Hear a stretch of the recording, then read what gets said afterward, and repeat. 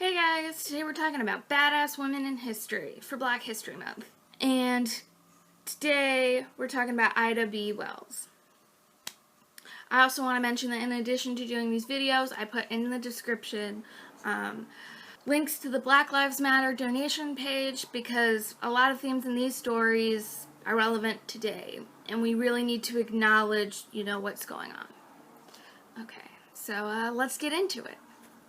I also want to mention that if you see me looking off, it's because I'm reading my notes that I have pulled up on my laptop. I'm not just being rude and not wanting to look at the camera. Ida Bell Wells was born into slavery during the Civil War in Holly Springs, Mississippi on July 16th, 1862. Once the war ended, her parents became very politically active in the Reconstruction era politics.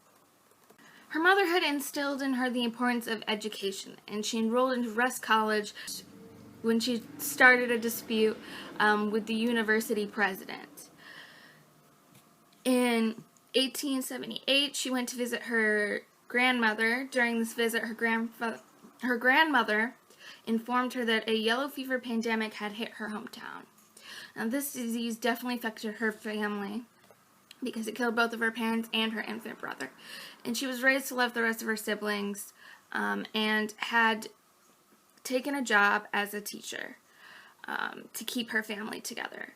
Eventually, she moved her siblings to Memphis, where she continued to work as a teacher.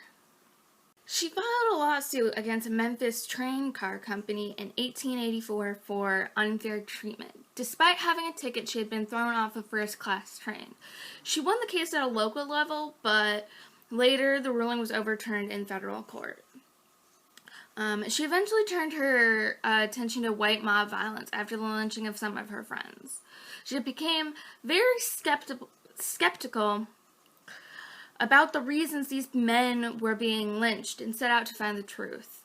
And she published her findings in several columns in local newspapers and published her findings also in a pamphlet. Her expose about an 1892 lynching enraged locals, who later burned her press and drove her from Memphis. She continued her crusade first as a writer for the New York Age, and then later as a lecturer and organizer for anti-lynching societies. She traveled to speak in a number of U.S. cities, and even visited Great Britain twice for her cause. In 1895, she married Ferdinand L. Barnett, a Chicago lawyer, and adopted the surname Wells Barnett, so now she is Ida B. Wells Barnett. And together they had 4 children. From that time, she restricted her travels, but was still very active in Chicago. She contributed to her husband's newspaper and to other local newspapers and journals. She also wrote a detailed look at lynching called A Red Record, and she published this in 1895. She was active in organizing local black women in various causes, from the anti-lynching campaigns that she was already doing to the suffrage movement. From 1898 to 1902, she also served as secretary of the National Afro-American Council. When she had been abroad, she openly confronted white suffragettes who ignored lynching.